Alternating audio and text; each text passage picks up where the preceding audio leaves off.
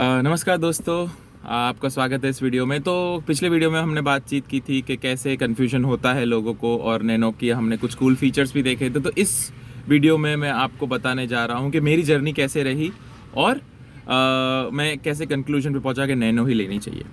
ठीक है, तो मैंने काफ़ी सारी गाड़ियाँ देखी, जैसे कि इस बजट में 2 लाख के आसपास के ऑल्टो हो गई, डेटसन की रेडिगो हो गई, फिर क्विड भी मैंने देख ली, वो जो 2.5 लाख के आसपास मुझे पड़ रही थी। मैंने सब देखी, ये 3-4, और निसान माइक्रा हो गई, बहुत पुरानी मॉडल, वो भी मैंने देख ली। लेकिन जो मुझे वैल्यू फॉर मनी चाहिए था वो मुझे कहीं ना कहीं नहीं मिल रहा था, क्योंकि ऑल्टो अगर मैं 2-2.5 लाख की बात करूँ तो वो 8 साल 9 साल पुरानी मिल रही थी, 1 लाख किलोमीटर के आसपास चली हुई गाड़ियाँ मिल रही थी। तो मुझे वैल्यू फॉर मनी नहीं दिख रहा था कहीं पे भी।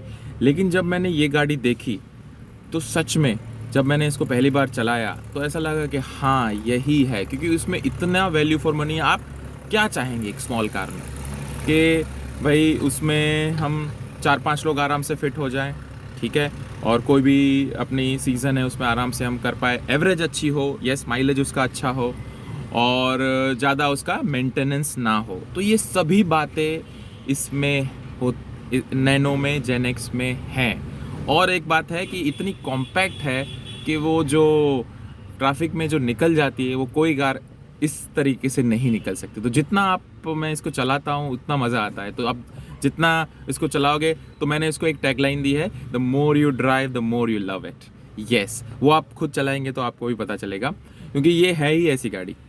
ठीक है, तो ये जो मुझे पड़ी ये गाड़ी, चलो अब उसकी भी बात कर लेते हैं। तो नॉर्मल जब ये 2015 का मॉडल है ये, लेकिन 2018 तक आई थिंक वो अवेलेबल थी, तो तब उसकी प्राइस लगभग पहुंच गई थी 3-3.25 लाख के आसपास। लेकिन मुझे फॉर्चुनेटली लगभग 1,05,000 के आसपास ये गाड़ी पड़ी, सब खर्चा मिला के। हाँ, मुझे बहुत अच्छे प्राइस में मिला। एक्चुअली इतना प्राइस इसका नहीं है। अगर हम बात करें 2015 मॉडल टाटा नैनो जेन एक्स XT मॉडल है ये, तो वो हमें करीबन, अभी मैं देखने जाऊँ तो 1,30,000 के आसपास, 1,50,000 जैसी इस कंडीशन है, जितना किलोमीटर चली उस हिसाब से पड़ जाए। लेकिन मिनिमम 1,25,000 30,000 ये गाड़ी खाती है। लेकिन अभी मेरे जो प्रीवियस ओनर थे बहुत जेनरस थे, बहुत अच्छे थे, तो उन्होंने इतना प्राइस रखा था और फिर डील तुरंत डन हो गई। तो बस मैं आपको यही बताना चाहता हूँ कि आपको अगर वैल्यू फॉर मनी चाहिए, ठीक है, आपकी जो नीड्स है, फैमिली की जो नीड है वो आपको सिर्फ पूरी करनी है, तो आज की तारीख में नैनो जैसी गाड़ी नहीं है। ठीक है, अभी कुछ लोग बोलेंगे कि यार नैनो तो डिसकंटिन्यू हो गई है, तो फिर पार्ट्स वगैरह, तो वो भी मैंने इंक्वायरी की थी। पार्ट्स तुरंत अगर नहीं मिलेंगे कोई पार्ट, तो आप मंगवा सकते हैं, 2-3 दिन में आपको वो अवेलेबल हो जाता है, क्योंकि काफ़ी सारी नैनो अभी भी रोड्स पे चल रही है, तो उसकी भी दिक्कत नहीं है। टाटा का सपोर्ट अभी भी है, आप सर्विस सेंटर में जाएंगे, उनके ऑथोराइज सेंटर पे आपको अवेलेबल हो जाएगा। ठीक है, शायद 1-2 दिन की देर लग सकती है, लेकिन पार्ट्स अवेलेबल है। सेकेंड चीज़, मैंने सुना था लोगों के मुंह से कि नैनो है वो हाईवे के लिए नहीं बनी है, लेकिन ये बिल्कुल गलत बात है। एक्चुअली मैं ये खुद हाईवे पे लेके गया था, लगभग 160 kilometre one way and then 320 kilometre, 330 kilometre जितना हमारा राउंड ट्रिप था। उधर मैंने इसको 90 की स्पीड पे, 95 की स्पीड तक भी चलाया है, और that was my first experience. फिर भी मैं वहाँ तक उसको ले गया और बहुत अच्छे से चली, एक बार भी कुछ भी प्रॉब्लम नहीं हुआ, और 5 लोग बैठे हुए थे कार में। ठीक है, तो यस, और बहुत स्मूथली चलती है ये हाईवेज पे भी।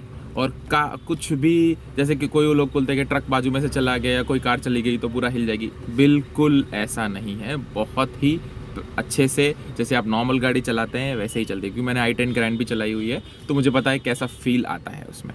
ठीक है, तो ये भी गलत बात है कि नैनो हाईवे के लिए नहीं बनी, हाईवे पे भी हम आराम से जा सकते हैं। ठीक है, तो ये बात हो गई हाईवे के लिए। और उसका AC भी काफ़ी पावरफुल है, और जो उसकी हेडलाइट है वो भी काफ़ी पावरफुल है। तो मैं अगर बताऊं को हर तरीके से मुझे मेरे बजट के हिसाब से और मेरी नीड के हिसाब से नैनो बेस्ट लगती है। तो अगर आप भी सोच रहे हैं कि आपका बजट भी बहुत लिमिटेड है, आपको ऐसी कार चाहिए जो रिलायबल हो और आपके बजट में बैठे हो, वैल्यू फॉर मनी हो, ठीक है, ये सब पॉइंट। और हाँ, माइलेज के बारे में बात करना भूल गया। तो माइलेज इसका लगभग 18 से 20 आता है सिटी में, और अगर हाईवे पे मैं जब उसको लेके गया था तो लगभग मुझे उसने 25 के आसपास माइलेज दिया था पेट्रोल पे। ठीक है, तो हाँ, एक और चीज़ है, सीएनजी लोग इसमें डलवाते हैं, तो उसका भी बता दूं कि सीएनजी ये 2 सिलेंडर गाड़ी है, इसलिए अलाउड नहीं है as per government rules. Only company can fit it. तो उसकी नैनो की ही सीएनजी आती है, वो आप चला सकते हैं। बाकी बाहर से फिट करवाना वो आरटीओ के द्वारा ऑथोराइज नहीं है, फिर भी लोग डलवाते हैं, वो अलग बात है। लेकिन इसमें 2 सिलेंडर की वजह से वो नहीं डाल के देते। ठीक है, तो यस, ये सब बात हो गई। तो अगर आप भी इसी डायलेमा में थे कि लूँ कि नहीं लूँ, तो अगर आपको एक्सटी मिल रही है तो आप आंख बंद करके ले लीजिए। और अगर पुरानी भी मिल रही है नैनो, तो उसमें सिर्फ ये है कि आपको पावर स्टीयरिंग नहीं मिलता है, और जो बूट स्पेस आपने देखा पीछे वो नहीं खुलता है। बाकी मोर और लेस स्पेस वगैरह उतनी है, माइलेज शायद इससे भी अच्छी आएगी पुरानी गाड़ियों में। तो वो भी अगर आपको 50-60 हज़ार 70 हज़ार के आसपास मिल रही है तो आप ज़रूर अपनी एज अ फर्स्ट कार ले सकते हैं। I am really happy with my first ever car, and thanks Ratan Tata ji, जो इतनी बढ़िया प्रोडक्ट बनाई है। और आगे भी मैं अपने एक्सपीरियंस शेयर करता रहूँगा। तो बस आज के लिए इतना ही। सबको धन्यवाद। जय भारत।